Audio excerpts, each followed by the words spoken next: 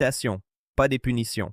Répondre à ces invitations, c'est choisir de rester disponible pour ta journée au lieu de la subir. L'importance de l'eau ne se limite pas à éviter la déshydratation. Elle touche à la manière dont tu penses, dont tu ressens, dont tu interagis. Un cerveau bien hydraté traite l'information plus vite, retient mieux, régule les émotions plus facilement. Ce n'est pas magique, c'est mécanique. Les neurones ont besoin d'un environnement liquide pour échanger les signaux. Quand ce milieu devient trop concentré, les échanges ralentissent. Tu as l'impression d'être dans le brouillard et tu cherches des causes psychologiques alors que la cause est physique. Ce n'est pas une faiblesse de ta part, c'est une méconnaissance de ton fonctionnement.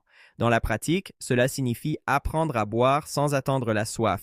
La soif est un signal tardif. Quand elle arrive, tu es déjà en déficit. Il s'agit donc de créer un réflexe, de poser une bouteille là où tu passes ton temps, de commencer la journée par un verre avant même le café, de finir chaque repas par quelques gorgées. Ce ne sont pas des règles rigides, ce sont des repères qui t'aident à ne pas oublier. L'oubli est l'ennemi, pas le manque de volonté. Ton cerveau est saturé d'informations, il ne peut pas tout garder en tête.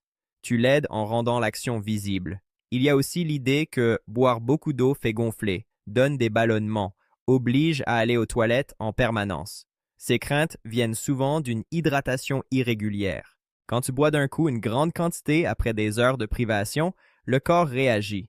Quand tu répartis l'apport, il s'adapte, il apprend. Comme tout ce qui concerne le corps, la régularité est plus importante que l'intensité.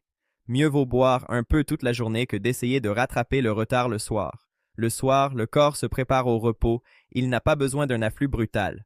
La leçon morale derrière ce geste est simple. Prendre soin de toi ne demande pas toujours un grand sacrifice. Parfois, c'est juste se rappeler de faire ce qui est évident. Nous aimons compliquer les choses parce que nous croyons que ce qui est simple ne peut pas être efficace. Mais l'efficacité n'a rien à voir avec la complexité. Elle a à voir avec la constance. Boire de l'eau chaque jour sans en faire un exploit, c'est un acte d'alignement. Tu dis à ton corps que tu l'écoutes, que tu ne l'abandonnes pas à la fatigue pour te concentrer uniquement sur les tâches extérieures. Et cette attention a un effet en cascade. Quand tu es mieux hydraté, tu dors mieux. Quand tu dors mieux, tu es plus patiente. Quand tu es plus patiente, tes relations sont plus apaisées. Quand tes relations sont plus apaisées, ton stress diminue. Tout est lié. On cherche souvent le levier le plus spectaculaire pour changer sa vie, alors que le levier le plus fiable est celui que tu peux actionner plusieurs fois par jour sans effort. Pense à la manière dont tu parles de toi quand tu es fatigué.